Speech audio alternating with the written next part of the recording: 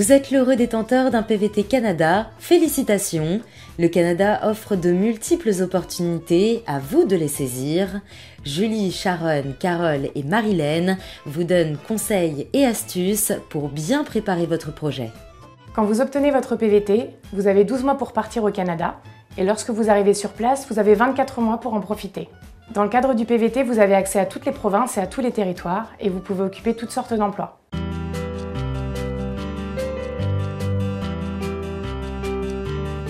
Informez les organismes suivants avant de partir.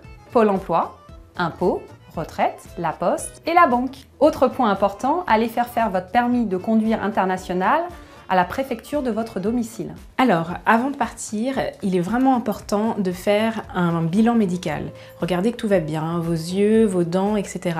Et aussi que tous vos vaccins soient à jour.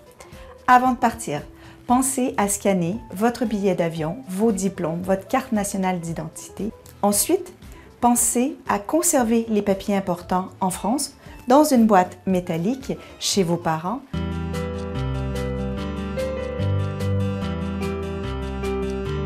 Au moment d'arriver au Canada, vous devez être en mesure de présenter 4 documents. Premier document, votre lettre d'introduction. Deuxième document, votre passeport valide pendant toute la durée du séjour. C'est sur votre passeport que sera collé votre PVT. Pensez donc bien à vérifier que vos informations sont correctes, votre prénom, votre nom et la date de validité, entre autres. Troisième document, un relevé de compte datant de moins d'une semaine, prouvant que vous avez assez d'économies. Quatrième document à avoir sur soi, l'attestation d'assurance voyage. Très importante, elle est obligatoire. Si vous ne l'avez pas, le PVT peut être écourté et même refusé.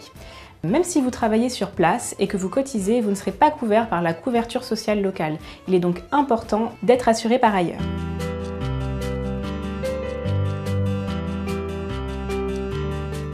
Les autorités canadiennes exigent que vous ayez au moins 2 500 $ d'économie, soit environ 1 900 €, au moment d'arriver sur place. C'est un minimum requis, mais en fonction de vos habitudes et de votre projet, c'est à vous d'estimer au mieux votre budget. Avant votre départ, ouvrez en ligne un compte bancaire. Ainsi, dès votre arrivée, vous aurez accès à vos moyens de paiement.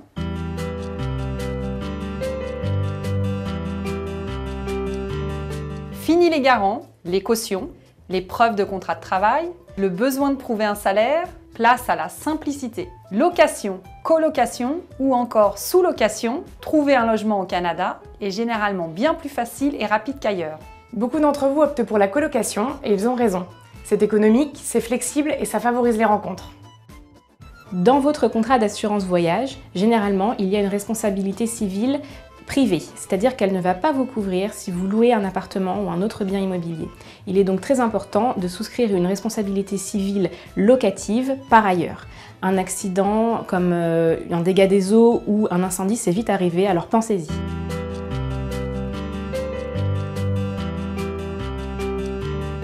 Avant d'apporter votre portable, vérifiez qu'il est compatible s'il est tri-band.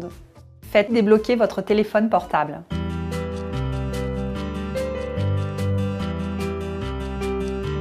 Avec un PVT, il n'est pas nécessaire de trouver un emploi avant de partir et même sur le territoire, profitez-en pour découvrir le pays, le territoire, les grands espaces et les habitants.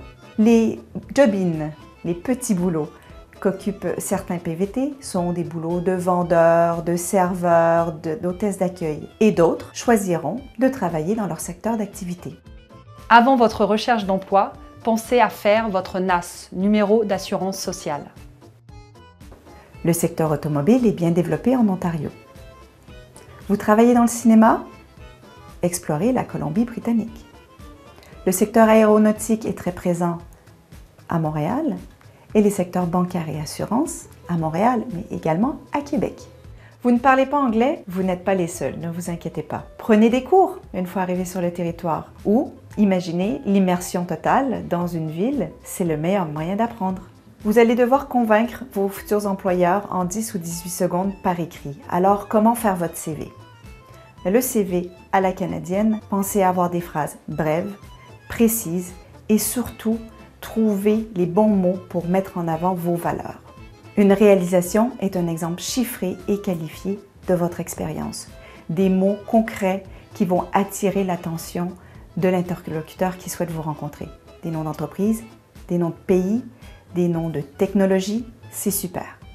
Le réseautage, un incontournable au Canada. 80% du marché de l'emploi est caché et également, le réseautage vous permet de faire des amis, des belles rencontres. Comment s'y prendre? D'abord, commencez à parler de votre projet, votre destination et vous verrez, vos amis ont déjà des contacts au Canada.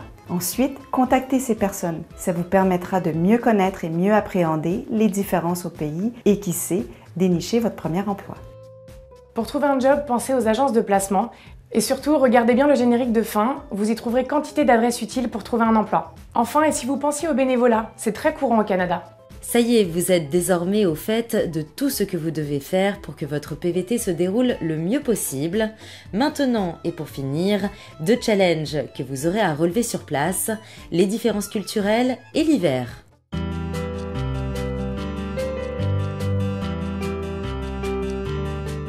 Les différences culturelles passent par une bonne communication.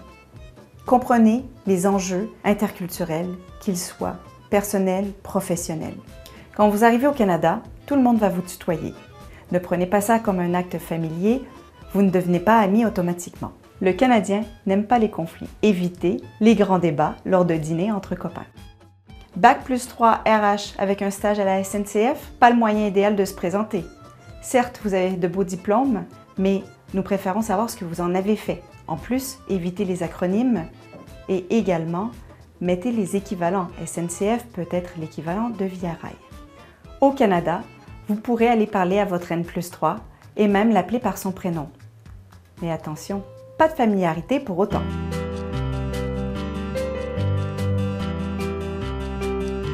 C'est sûr, au Canada, il fait très froid, mais il ne faut pas en faire un drame. C'est avant tout une question d'équipement. L'équipement, vous allez miser sur la technique de la pelure d'oignon. J'accumule des couches successives de vêtements, je mets ma tuque et mes mitaines et je suis prête à affronter le froid.